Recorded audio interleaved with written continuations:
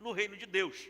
E estamos falando sobre o reino imparável. Estamos numa série de mensagens sobre o reino imparável, que é o tema de trabalho, o tema do ano da Past Church em todo o mundo.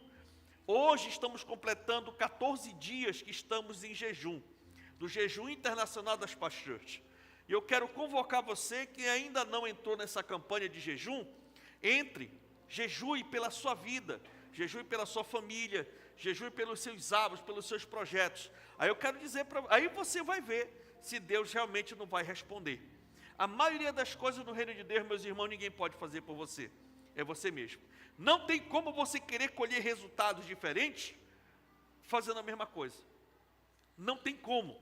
Entenda isso. Então, a sua igreja é uma igreja que ora, é uma igreja que jejua, é uma igreja que trabalha, é uma igreja que evangeliza, é uma igreja que faz tudo aquilo que uma igreja saudável deve fazer. E nós ensinamos o nosso povo a praticar a palavra, a viver a palavra, né? Agora vai de cada um, até que ponto eu quero realmente viver a palavra de Deus. Mas eu fico feliz porque nós temos uma geração de homens e mulheres que não estão brincando de ser crentes, querem realmente fazer a diferença no nome de Jesus. Amém ou não amém? Então nós vamos continuar essa série de mensagens sobre o reino imparável, e nós queremos, dentro desse tema, trabalhar um assunto muito importante e necessário, e nós vamos iniciar pelo Evangelho de João, capítulo 18, a partir do verso 33. João 18, a partir do 33, diz assim a palavra do Senhor. Pilatos então voltou para o pretório, chamou Jesus e lhe perguntou: você é o rei dos judeus? Perguntou-lhe Jesus: essa pergunta é tua ou os outros te falaram a meu respeito? Respondeu Pilatos: acaso sou judeu? Foram o seu povo ou os chefes dos sacerdotes que entregaram você a mim? O que é que você fez? Disse Jesus: o meu reino não é desse mundo. Se fosse, os meus servos lutariam para impedir que os judeus me prendessem. Mas agora o meu reino não é daqui. Então você é rei? Disse Pilatos. Jesus respondeu: tu dizes que sou rei. E de fato, por essa razão nasci, e para isto vim ao mundo, para testemunhar da verdade. E todos os que são da verdade me ouvem. Todos os que são da verdade ouvem Jesus. Curve sua cabeça, feche seus olhos e vamos orar. Senhor Deus, muito obrigado por esse momento tão importante que é a Tua palavra.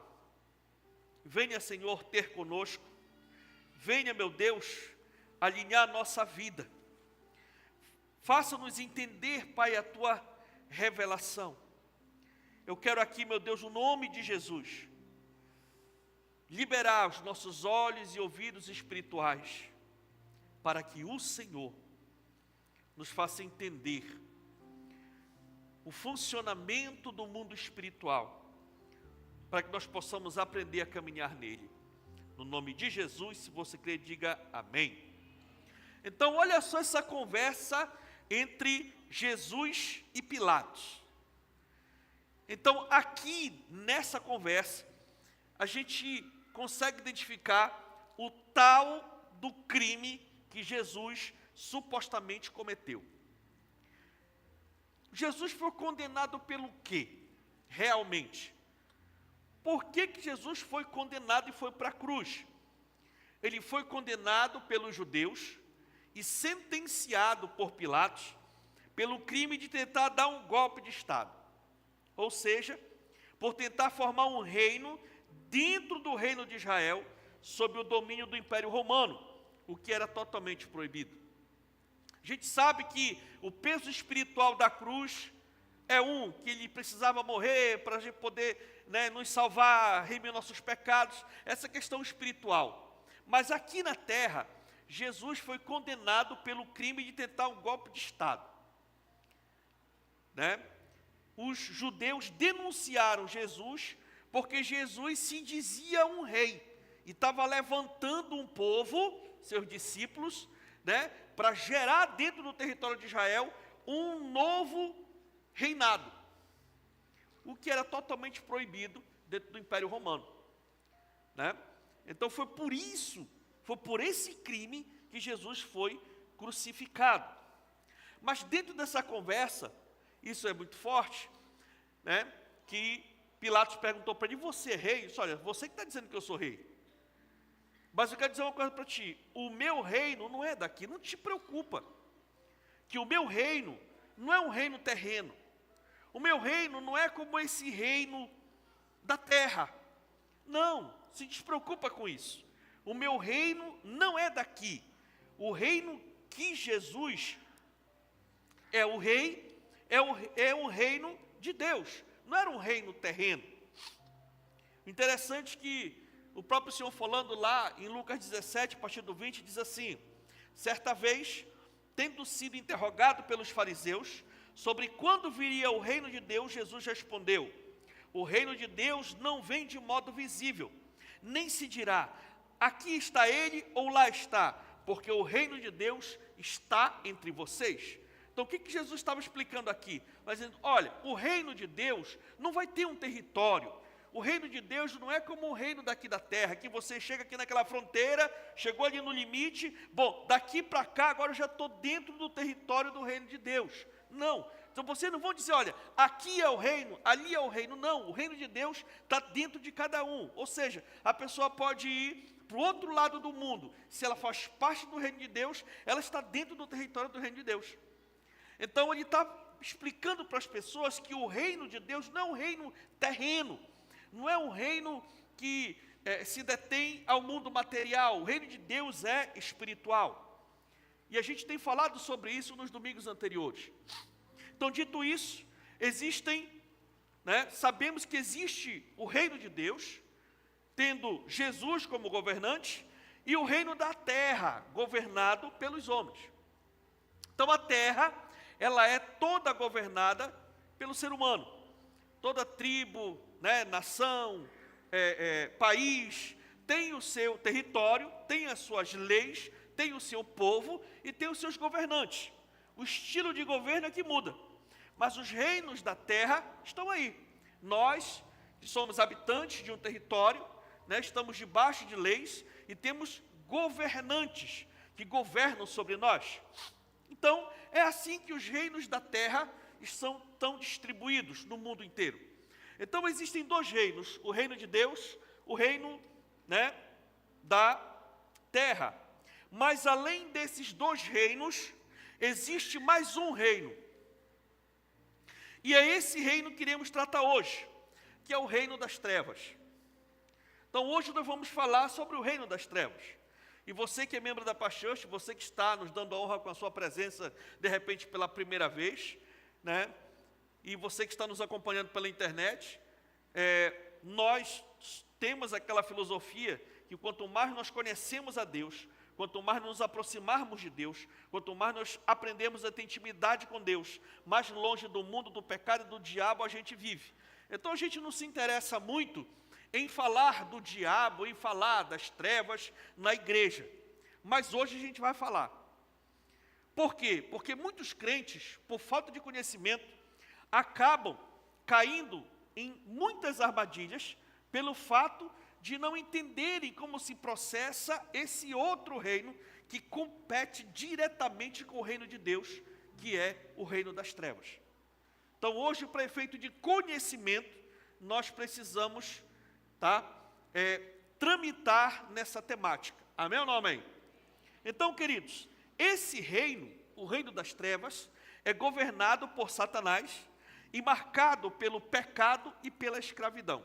Então, as duas marcas fundamentais que regem o governo das trevas chama-se pecado e escravidão. Através do pecado, a pessoa fica debaixo do domínio das trevas. Então, os dois propósitos principais do império das trevas na vida do ser humano é levar a pessoa para uma vida de pecado e depois escravizar essa pessoa debaixo do domínio do pecado. Com isso, os súditos do império das trevas ficam escravos dentro desse reino. Então, esta é a má notícia das boas novas. Quando Jesus veio, ele trouxe uma boa nova. Amém ou não amém? O reino de Deus está na terra. só que ninguém sabia que já existia aqui na terra há muito tempo atrás um outro reino, que era o reino das trevas. E Jesus veio e abriu os olhos da humanidade sobre esse reino que escraviza a alma das pessoas. Então, quem falou sobre o reino das trevas? Jesus. Jesus deixou, veio e abriu os olhos da humanidade para a existência desse ser. No Antigo Testamento, você não vai ver uma teologia que fale sobre o diabo. Não, tem muita coisa sobre o diabo, mas até hoje o judeu mesmo, ele tem muita dificuldade em entender essa questão do reino das trevas. Por quê? Porque quem ensinou sobre esse reino foi Jesus. E é por isso que a gente precisa entender como se processa essas coisas. Bom, então, já que existe esse reino das trevas, aonde foi o início desse reino? Como se deu o início do reino das trevas? Essa também é uma questão de muita discussão. Não existe uma unanimidade a respeito disso. Mas a maioria dos estudiosos dizem que a Bíblia dá sinais de que o reino das trevas começou antes ou ao mesmo tempo do princípio da criação dos céus e da terra. Ou seja, independentemente do momento, o reino das trevas teve início no reino eterno, quando houve a grande rebelião. Então, aonde aconteceu o início do reino das trevas? No reino eterno, no reino espiritual, lá onde Deus habita. Foi lá que se iniciou, todo esse processo. Se iniciou a partir de quê? De uma grande rebelião de seres celestiais lá no reino eterno. E no livro de Ezequiel, capítulo 28, fala da criação do príncipe desse reino e o que aconteceu. Olha o que diz aqui, Ezequiel 28, a partir do 12. Assim diz o soberano Senhor: você era um modelo de perfeição, cheio de sabedoria e de perfeita beleza. Você estava no Éden, no jardim de Deus. Todas as pedras preciosas o enfeitavam: sárdio, topázio e diamante, berilo, ônix e jaspe, safira, carbúnculo e esmeralda. Seus engastes e guarnições eram feitos de ouro. Tudo foi preparado no dia em que você foi criado. Você foi ungido como um querubim guardião, pois para isso o determinei. Você estava no Monte Santo de Deus e caminhava entre as pedras fulgurantes. Você era inculpável em seus caminhos desde o dia em que foi criado, até que se achou maldade em você. E por meio do seu amplo comércio, você encheu-se de violência e pecou. Por isso, eu o lancei em desgraça para longe do monte de Deus, e eu o expulsei, ó querubim guardião, do meio das pedras fulgurantes. Então aqui é um resumo claro da Bíblia, que é lógico que Deus está falando sobre o que hoje nós chamamos do diabo, ou Satanás. Então, na verdade, quando Deus criou o diabo, Ele não criou o diabo para ser diabo. Ele criou, e instituiu esse ser, que é um querubim. Os querubins são os seres celestiais mais próximos do trono de Deus.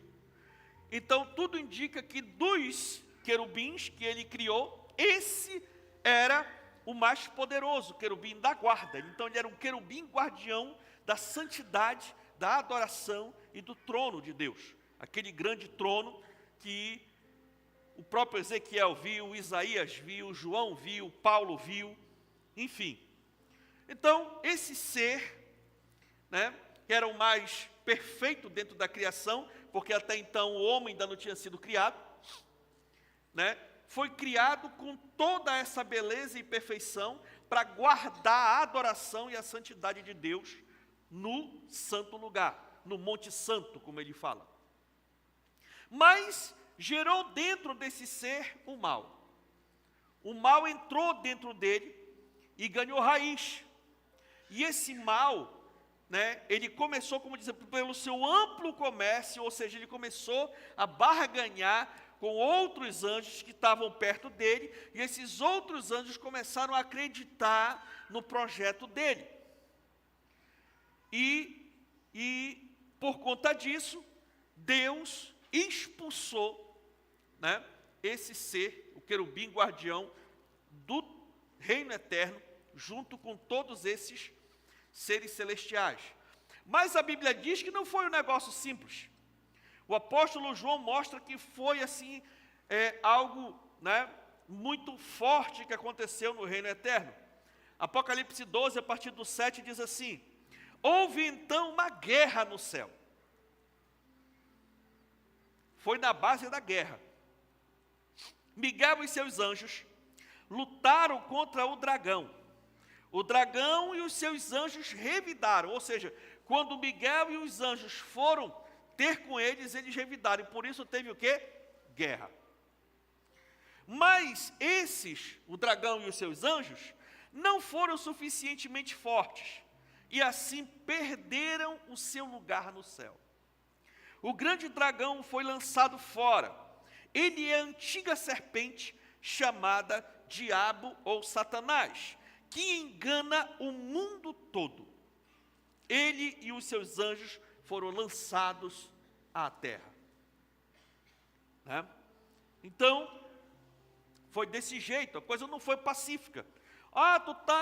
Vou-me embora. Não, foi uma guerra. Eu acredito que, pelo histórico da Bíblia, ninguém sabe, mas no reino eterno, até quando se entende, foi o único momento que houve uma guerra no reino eterno. Outro profeta falou a respeito dessa queda, do momento em que Satanás e seus demônios foram expulsos e caíram, precipitaram do reino eterno. Isaías 14, a partir do 12, diz assim: como você caiu dos céus, ó estrela da manhã, filho da alvorada? Como foi atirado à terra, você que derrubava as nações? Você que dizia no seu coração: subirei aos céus, erguerei o meu trono acima das estrelas de Deus, e eu me assentarei no monte da Assembleia, no ponto mais elevado do Monte Santo. Olha. Subirei mais alto que as mais altas nuvens, e serei como o Altíssimo. Como diz o paraense, se achou. Serei como o Altíssimo, mas às profundezas do inferno você será levado, irá para o fundo do abismo. E foi o que aconteceu. Então, foi aí que se iniciou todo o processo. E Jesus também falou a respeito disso quando estava conversando com os apóstolos. Lucas 10, 18 diz: ele respondeu: eu vi Satanás caindo do céu como um relâmpago.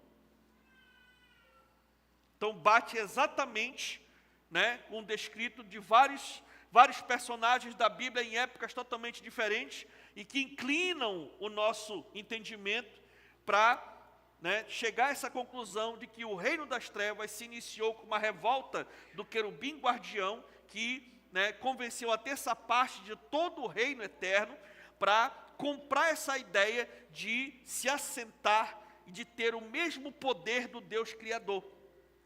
E por conta disso, houve uma peleja no céu e eles foram precipitados. Então, após o guardião ungido gerar a mentira e gerar o engano dentro de si, ele corrompeu a terça parte de outros seres espirituais. E todos eles, através de uma guerra, foram expulsos do reino eterno.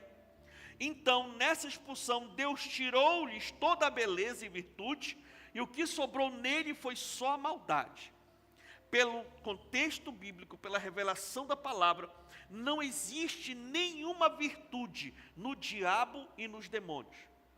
Não existe nada de bom dentro da essência da existência do inimigo. Porque Deus tirou tudo isso. Deus tirou toda a virtude. Tudo que poderia ter de bom foi tirado. E só ficou aquilo que gerou dentro dele mesmo. O engano, a mentira e a maldade. Muitas pessoas, enganadas por ele, acreditam que ele tem algo de bom. Que ele foi injustiçado por esse Deus carrasco e sentenciou ele ao inferno. E daí gerou-se muitas igrejas luciferianas, como se tem no mundo afora. Tem muitos ministérios que adoram Lúcifer, que adoram Satanás e seus demônios, que são os satanistas. Né? Hoje no Brasil e em muitos lugares do mundo existe até a marcha para Satanás. Como não tem a marcha para Jesus, tem a marcha para o diabo também. Porque, de certa forma, essas pessoas acreditam que o diabo, Satanás, ou Lúcifer, ou qualquer outro nome, possa ter algo de bom. Tá, ele faz o mal, mas ele tem algo de bom. É outro engano da parte dele. Porque pela Bíblia, tudo de bom que Deus colocou nele quando ele foi criado, foi tirado pelo próprio Deus. E aí ele ficou sem a condição de permanecer no reino eterno. E aí ele foi precipitado de lá, expulso de lá. Então, portanto, Satanás e seus demônios estão condenados eternamente. Porque não se tem nada mais de bom dentro deles, eles já estão condenados eternamente. Ou seja, não tem mais perdão e nenhuma chance de misericórdia para nenhum deles. Então, se tem algum ser que já está condenado, são os demônios e Satanás. Judas 1:6 diz assim: e aos anjos que não conservaram suas posições de autoridade, mas abandonaram sua própria morada, ele os tem guardado em trevas, presos com correntes eternas para o juízo do grande dia. Então, queridos, hoje, o diabo e os demônios estão vagando por aí. Né?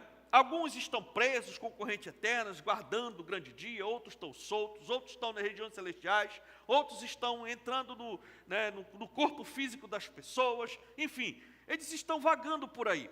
E o interessante é que esses seres, eles têm acesso tanto ao mundo espiritual quanto ao mundo da terra, tanto nas regiões celestiais quanto aqui na própria terra. E um exemplo claro disso é o que está escrito no livro de Jó. Né? Jó capítulo 1, a partir do versículo 6, diz assim: certo dia, os anjos vieram apresentar-se ao Senhor, e Satanás também veio com eles. Quem foi expulso de lá? Satanás. Mas no dia da grande reunião que os anjos vieram se apresentar para Deus, veio também Satanás. E ele chegou até no trono de Deus. E Deus começou a bater aquele papo com ele. E diz assim: o Senhor disse a Satanás: de onde você veio? Satanás respondeu ao Senhor: de perambular pela terra e andar por ela. Então ele tem acesso. Se ele tem acesso de chegar no trono de Deus, no reino eterno, como é que ele não vai ter acesso a estar perturbando eu e você dentro da nossa casa? Então eles ficam vagando por aí. E apesar de terem acesso tanto ao mundo espiritual, Deus fez o inferno para o tormento deles. Mateus 25:41 diz assim, na questão da parábola das ovelhas e dos bodes: então ele dirá aos que estiverem à sua esquerda: malditos, apartem-se de mim para o fogo eterno, preparado para o diabo e os seus anjos. Ou seja, o inferno não foi preparado para o ser humano. O inferno foi preparado para Satanás e os seus anjos. Quando eles foram precipitados, eles vieram e estão sepultados no inferno, mas eles saem de lá. Porque o inferno é lugar de tortura e sofrimento.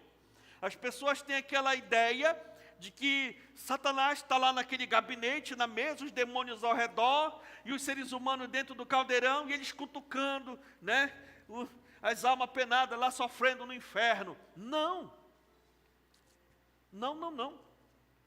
Satanás e os demônios são queimados e atormentados no inferno do mesmo jeito que qualquer alma que decide viver lá. No inferno é lugar de sofrimento eterno. E assim nasceu o império das trevas, que tem Satanás como governante, os demônios como seus súditos e o inferno como território. Então, esse é o reino das trevas. Mas como nós lemos no livro de Jó, o diabo tem muita influência nos reinos da terra. Tanto que fez o que fez com o próprio Jó. Você sabe o que Jó sofreu na mão do inimigo. Com a autorização, com a permissão de Deus, o diabo tocou em Jó e fez da vida de Jó um inferno na terra. Então, se ele consegue ter legalidade sobre Jó, ele pode conseguir legalidade para atormentar a vida de qualquer um. Qualquer um. E como foi que o diabo conseguiu ter toda essa autoridade, pastor? Por que Satanás tem tanta autoridade assim?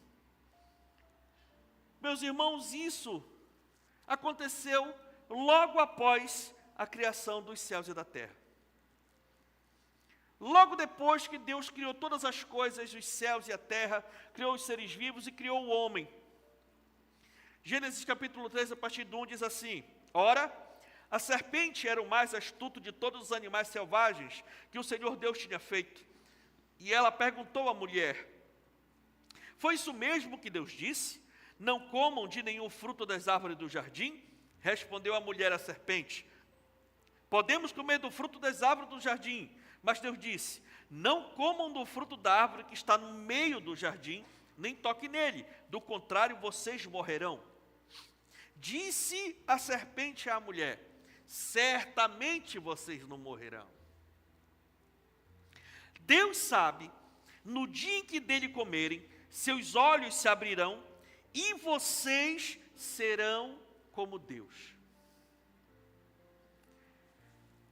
A mesma coisa que gerou dentro dele de querer ser como Deus e usurpar o trono de Deus, ele conseguiu gerar dentro do coração do homem, através da mulher. Se vocês comerem da fruta, os seus olhos se abrirão, vocês serão conhecedores do bem e do mal, então vocês serão como ele. É isso aí.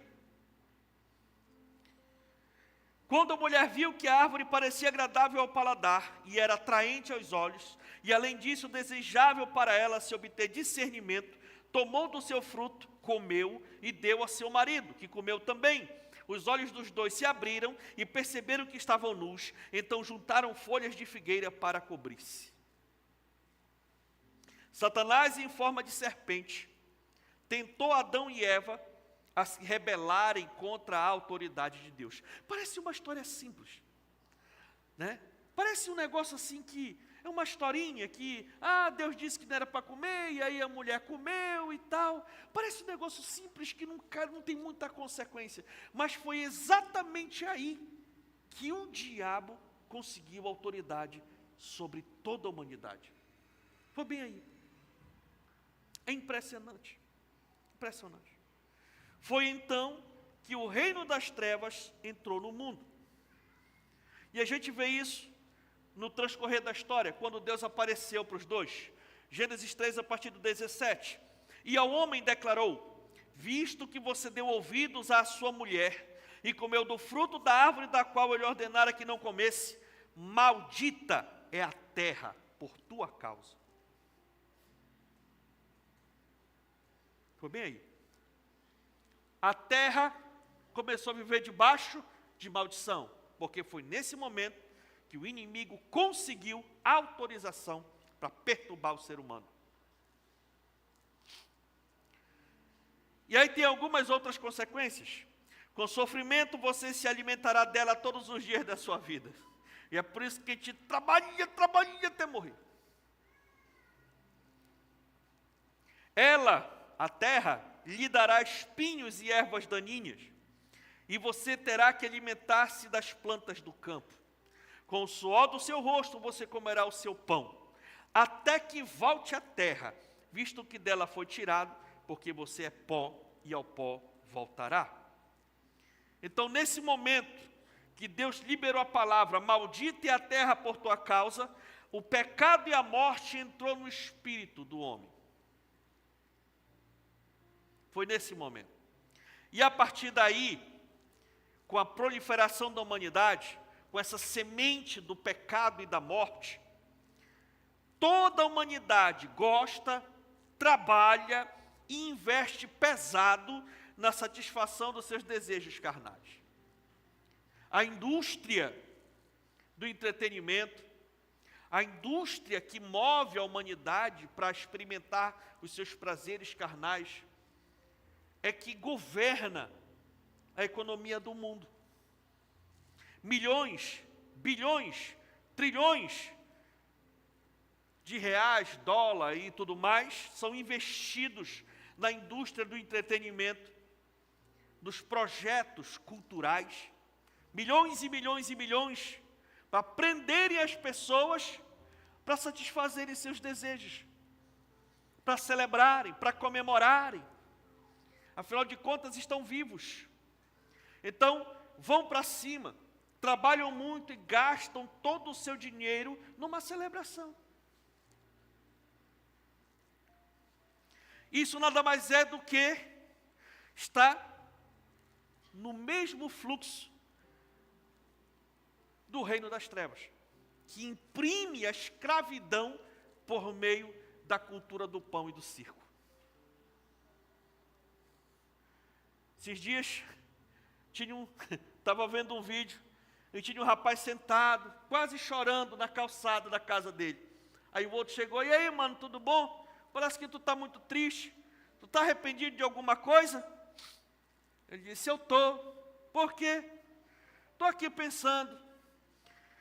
Falaram para mim de todo jeito que eu tinha que viver esse carnaval como fosse o último, porque afinal de contas eu não sabia se eu ia estar aqui na quarta-feira de cinza. A quarta-feira de cinza chegou, eu acabei com tudo e eu não morri. E agora? E assim o ser humano vai vivendo, de acordo com o fluxo deste mundo. Movido pela satisfação do seu próprio desejo, da sua própria vontade natural, carnal, corrompida lá no início. Sabe? E isso, esse mover para pegar, a ânsia de satisfação carnal, gerou o sistema mundano de governo das trevas sobre o mundo, totalmente corrompido pelo reino das trevas. E é por isso que em 3 João fala que sabemos que o mundo todo jaz no maligno. Essa palavra mundo tem essa denotação dos sistemas de governo da terra corrompido pelo pecado, pelo mundo, pelo diabo, que levam as pessoas a viverem escravas das suas próprias concupiscências, dos seus próprios desejos. Então o sistema mundano se baseia no engano, na mentira e na escravidão demoníaca. E Jesus explica isso quando confrontou os fariseus de sua época. João 8,44 diz: vocês pertencem ao pai de vocês, que é o diabo, e querem realizar o desejo dele. Ele foi homicida desde o princípio. O que Jesus está falando aqui? Ele foi homicida desde o princípio. Por quê? Porque logo na primeira geração após a criação, você sabe que Adão e Eva geraram quem? Caim e Abel. Logo na primeira geração do ser humano, já houve o primeiro homicídio. Então aqui, Jesus está apontando que o que gerou, que influenciou Caim matar o seu irmão, foi Satanás. Ele foi homicida desde o princípio e não se apegou à verdade, pois não há verdade nele, e quando mente, fala da sua própria língua, pois é mentiroso e pai da mentira. Então, quando Adão e Eva acreditaram na mentira do diabo, eles levaram toda a humanidade à sua degradação espiritual e consequente moral. Então, hoje, os relacionamentos, as promessas, os desejos, os sonhos, os próprios corpos das pessoas, as instituições, os desfeitos, além das divisões, dos assassinatos, das violências, dos problemas sociais, tudo aquilo de mal que existe na sociedade é influência do sistema mundano sobre os reinos da terra. É desse jeito. E o ser humano vai se envolvendo no engano, na mentira, e vai caminhando para um sistema de degradação moral. Porque estão literalmente se prostrando a um sistema corrompido pelo inimigo. A nossa participação nas trevas é nossa própria rebelião pecaminosa. Porque sem querer, todo mundo diz assim, principalmente na nossa região, Não, eu temo a Deus, Deus acima de tudo, coloca lá no carro, e tudo mais. Então são pessoas estritamente religiosas, mas ao mesmo tempo essas pessoas são seus próprios deuses. Elas querem fazer as coisas de acordo com a sua própria vontade, não de acordo com a vontade de Deus. Então, Satanás agora tem autoridade sobre as pessoas, as estruturas e os sistemas do nosso mundo. Aliás, Jesus chega a dizer que Satanás é o governante desse mundo.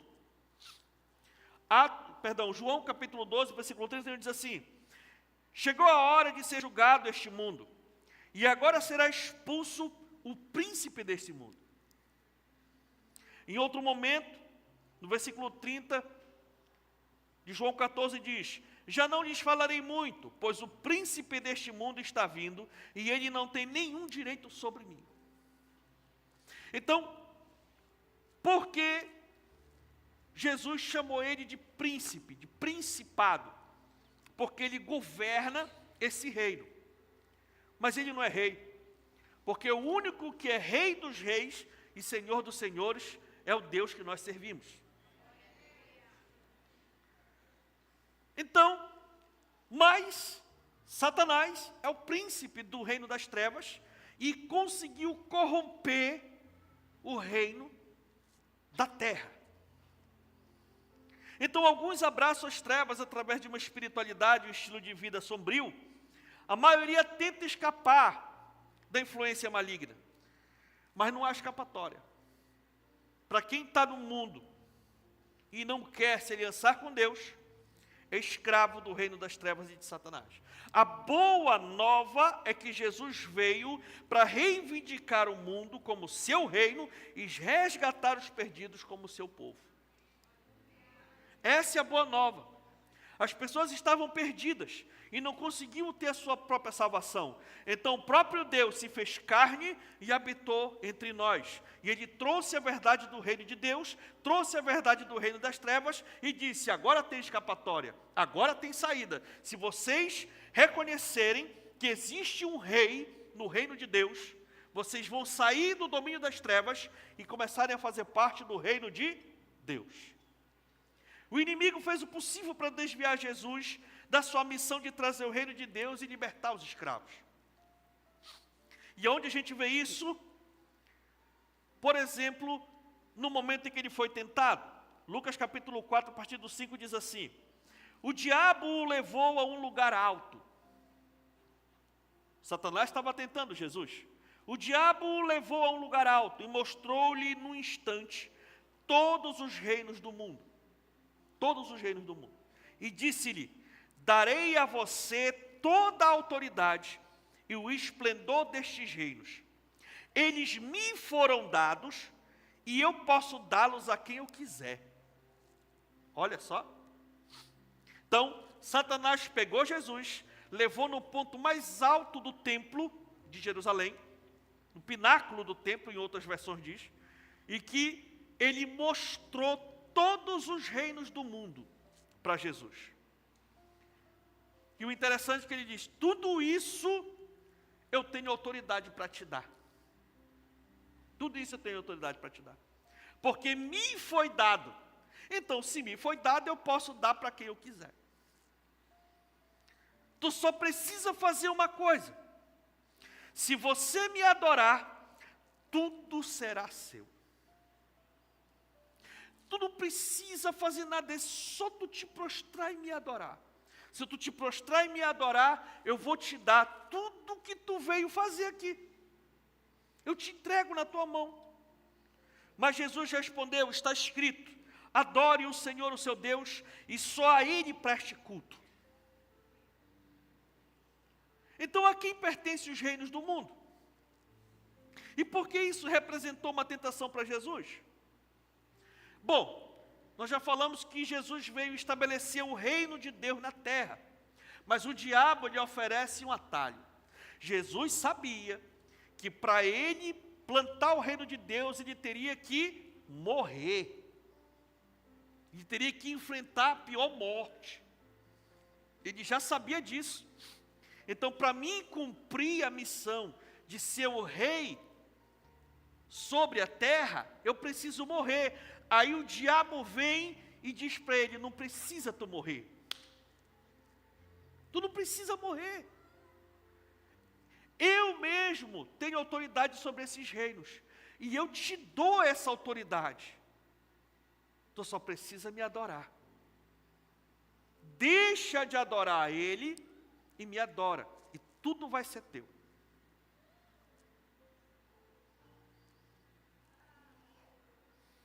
Irmãos, isso, é claro, o diabo teria devolvido os reinos do mundo a Jesus, mas Satanás ainda estaria no comando e nós ainda seríamos seus cativos. Olha o plano do inimigo. Jesus vem, me prostra, eu entrego os reinos para Cristo, mas agora Cristo vai me servir. Não vai servir mais a Ele. Ou seja, eu corrompi o mundo, corrompi as pessoas, e agora eu vou conseguir corromper um Salvador também. Então tudo vai ser meu. Então, meus irmãos, graças ao nosso bom Deus, que Ele mesmo disse o quê? De jeito nenhum. Eu vou adorar o Senhor Deus, e eu vou enfrentar a morte. Eu vou cumprir aquilo para o qual eu fui enviado. Eu prefiro morrer do que me prostrar aos teus pés, Satanás. E é isso que Jesus exige dos seus discípulos. Será se os discípulos de Cristo estão dispostos a enfrentar a morte do que voltar para o pecado? Voltar para o mundo? Isso é uma pergunta que todos nós precisamos fazer. Qual é o meu nível de comprometimento com o reino de Deus e com a aliança que eu fiz com o meu Senhor? Porque está chegando um dia aí, onde as pessoas vão ter que enfrentar a morte por amor de Cristo. Na verdade, sempre teve. Mas vai chegar no nível que vai ser global. E de verdade eu oro muito. Não é pecado a gente orar. Mas eu oro e digo, Senhor, se o Senhor vê que tem uma geração de crente muito melindroso, vem logo buscar a tua igreja antes do diabo ser soltado uma vez e começar a apertar todo mundo, porque do jeito que eu estou vendo, né? Ou tu aceita, ou... Rapaz, então, não, Jesus é brincadeira, você está só brincando de ser crente. Sabe, meus irmãos, 1 João 3,8 diz, aquele que pratica o pecado é do diabo, porque o diabo vem pecando desde o princípio. Mas para isso o Filho de Deus se manifestou, para destruir as obras do diabo. Então foi para isso que o Filho de Deus se manifestou, para destruir as trevas, para destruir as obras do inimigo, para libertar os cativos pelo pecado, pelo diabo, pelo mundo, e tirar as pessoas da escravidão do pecado, da escravidão da carne, da escravidão do adultério, da mentira, do engano, do roubo, dos vícios, da promiscuidade, da infidelidade, da prostituição, de todo tipo de mal que aflige a natureza humana e que condena as pessoas por o seu próprio desejo e carnalidade. Nós precisamos, irmãos, entender isso. O reino de Deus é renúncia. Ou você faz a vontade de Deus, ou você faz a vontade do diabo. Ou você participa do reino de Deus, ou você está sob o domínio das trevas. Não tem meio termo. Hoje, infelizmente, os pastores estão com medo de pregar esse tipo de palavra. Porque o nome toque está muito grande entre o povo depois que criaram o tal do politicamente correto. Mas com muita graça e muita unção, nós precisamos abrir o leque e entender. Você que já faz parte do reino de Deus, você não pode se prostrar para o inimigo.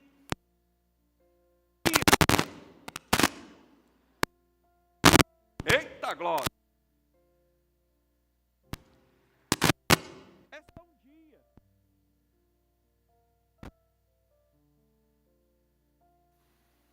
Vamos te mostrar aqui, no meio da rodada, de novo. Ei. É só tu te prostrar aqui com a latinha de novo, com a purpurina, no meio do bloco. É só te prostrar de novo, jogando uma maisena. Não tem nada a ver. É por coisas simples que nós perdemos o direito de sermos filhos de Deus. Porque para o homem pode ser simples, mas para Deus é tudo que Ele precisa. Ver em nós um nível de comprometimento tal. E essa igreja aqui, nessa cidade, fala para você, satisfazer os desejos da carne é projeto das trevas, para segurar o povo, para viver na escravidão. Aí depois fica reclamando o resto do ano, que Óbidos não tem isso, Óbidos não tem aquilo, Óbidos falta isso, Óbidos falta aquilo, e aquela vida de derrota. Fica olhando para as outras cidades e reclamando do que Óbidos não tem.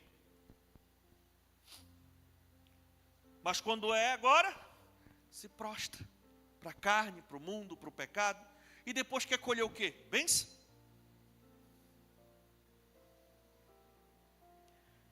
O Senhor vem e conscientiza o seu povo.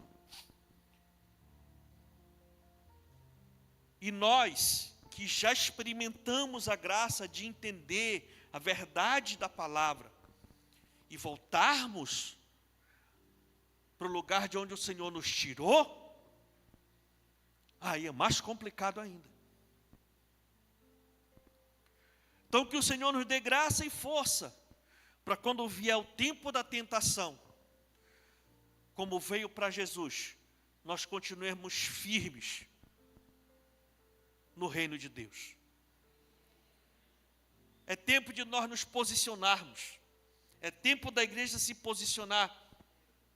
É tempo do justo viver na justiça e do ímpio viver na injustiça. Porque no final das contas, nenhuma desculpa vai servir diante de Deus. Porque naquele grande dia, cada um dará conta de si diante de Deus. Não vai ter desculpa. Ah, por que tu voltaste para lá? Ah, porque ninguém cuidou de mim, aquela igreja é isso, aquela igreja é aquilo, as pessoas fizeram isso, me machucaram, me enganaram, não sei o que e tal. Tá bom, mas e aí? Aí eu decidi. Então, a decisão é tua. Não vai ter justificativa. Ou você é da luz, ou está debaixo do domínio das trevas. E eu declaro e profetizo no nome de Jesus, que você sempre vai optar pela luz. Sempre vai optar pela luz. Sabe, irmãos, a passagem a seguir oferece uma descrição abrangente de como é a vida no reino das trevas. Efésios 2, a partir do 1 diz: vocês estavam mortos em suas transgressões e pecados, nos quais costumavam viver, quando seguiam a presente ordem desse mundo e o príncipe do poder do ar, o espírito que agora está atuando nos que vivem na desobediência. Anteriormente, todos nós também vivíamos entre eles, satisfazendo as vontades da nossa carne, seguindo os seus desejos e pensamentos. Como os outros, éramos por natureza merecedores da sua ira. Então é desse jeito que a pessoa vive. Sabe, irmãos? Assim como o reino das trevas atua na terra, Jesus veio e trouxe o reino de Deus também para a terra. Ou seja, os três reinos coexistem aqui na terra. O reino da terra, que é as comunidades humanas em todo o globo. O reino de Deus, que é a igreja do Senhor Jesus. E o reino das trevas, que são seres espirituais do mal atuando no mundo. Então os três reinos atuam na terra ao mesmo tempo.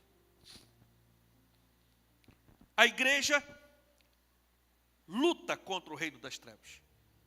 Efésios 6, a partir do 12, diz: pois a nossa luta não é contra as pessoas, mas contra os poderes e autoridades, contra os dominadores deste mundo de trevas, contra as forças espirituais do mal nas regiões celestiais. Por isso vistam toda a armadura de Deus, para que possam resistir no dia mal e permanecer inabaláveis depois de terem feito tudo. Então essa é a nossa luta. O que eu estou falando aqui não tem nada a ver com pessoas, que o inimigo engana as pessoas atacando. Não. A nossa luta são contra esses demônios que aprisionam as pessoas. Então nós precisamos entender essa realidade, meus irmãos. Inevitavelmente, toda pessoa que está aqui nessa terra tem duas opções: seguir a vontade de Deus ou seguir a vontade de Satanás. Ou faz parte do reino de Deus ou do reino das trevas. Agora, uma informação muito importante para mim já caminhar para o final. Diferente do reino de Deus, que é eterno, o reino das trevas tem data para acabar. Apocalipse 19, 20 diz: mas a besta foi presa, e com ela o falso profeta que havia realizado os sinais miraculosos em nome dela, com os quais ele havia enganado os que receberam a marca da besta e adoraram a imagem dela. Os dois foram lançados vivos no lago de fogo que arde com enxofre. Existe um outro local espiritual, eterno e definitivo, que não é o inferno, é o que se chama lago de fogo. Deus preparou esse lugar para sepultar de vez o reino das trevas. Então aqui a gente percebe que o anticristo e o sacerdote do anticristo, que vão imprimir o governo das trevas na terra, de fato, vão ser lançados dentro desse lago de fogo. No versículo 10 do capítulo 20 de Apocalipse diz: o diabo que as enganava foi lançado no lago de fogo que arde com enxofre, onde já haviam sido lançados a besta e o falso profeta. Eles serão atormentados dia e noite para todo sempre. Então aqui nesse momento, o próprio Satanás vai ser lançado no lago de fogo e enxofre, onde já tinham sido lançados, a besta e o falso profeta. E no versículo 14 do capítulo 20 de Apocalipse diz: então a morte e o inferno, que é o Hades, foram lançados do lago de fogo. O lago de fogo é a segunda morte. Então, o próprio inferno vai ser lançado dentro do lago de fogo. A morte, o espírito de morte, com todos os outros falanges de demônios, vão ser lançados dentro do lago de fogo. Satanás dentro do lago de fogo, falso profeta e a besta dentro do lago de fogo. Tudo que compõe o reino das trevas vai ser sepultado dentro do lago de fogo que arde com enxofre. Mas, além de tudo isso, todos aqueles seres humanos que decidiram viver as suas vidas aqui na terra, de acordo com os rudimentos desse mundo pecaminoso, também vai ter o mesmo destino, infelizmente. E para mim esse é o versículo mais triste da Bíblia. Apocalipse 20:15 diz: se o nome de alguém não foi encontrado no livro da vida, este foi lançado no lago de fogo. Então quem vai sofrer eternamente dentro do lago de fogo? Todos aqueles que pertenciam ao reino das trevas, e mais, todas as pessoas que decidiram ficar brincando com as coisas de Deus. Todos aqueles que rejeitaram Jesus, todos aqueles que disseram não para viver uma aliança com Cristo. Essa é a realidade, meus irmãos. E cabe à igreja, com muito amor e carinho, conscientizar a todos para cada um fazer a sua decisão. Então, o que nós pregamos nessa igreja não é uma religião, passar de uma religião para outra. O que nós falamos aqui é algo relacionado à sobrevivência espiritual. É você sair do domínio das trevas e fazer parte do reino de Deus. E depois que você for sepultado, a sua alma vai para um lugar de descanso e não para um lugar de tormento. A boa notícia é que é possível passar de um reino para outro. Colossenses 1,13 diz: pois ele nos resgatou do império das trevas e nos transportou para o reino do seu Filho amado, em quem temos a redenção, a saber, o perdão dos pecados. Então, é possível sair do império das trevas. É possível ser resgatado do império das trevas. Jesus é a ponte que nos tira das garras do inimigo das trevas e nos leva para o reino da luz, o reino de Deus. João 14,6 diz: respondeu Jesus: eu sou o caminho, a verdade e a vida, e ninguém vai ao Pai a não ser por mim.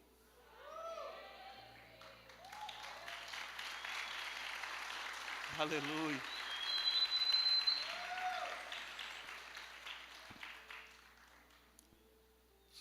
Então, meus amados, se o pecado, o mundo e o maligno lhe aprisionam, faça uma escolha hoje. Entregue sua vida ao senhorio de Jesus e passe a fazer parte do reino de Deus, o reino imparável. Salmo 37, 5 em diante diz: entregue o seu caminho ao Senhor, confie nele e ele agirá. Ele deixará claro como a alvorada que você é justo, e como o sol do meio-dia que você é inocente. Fique de pé no nome de Jesus. Aleluia.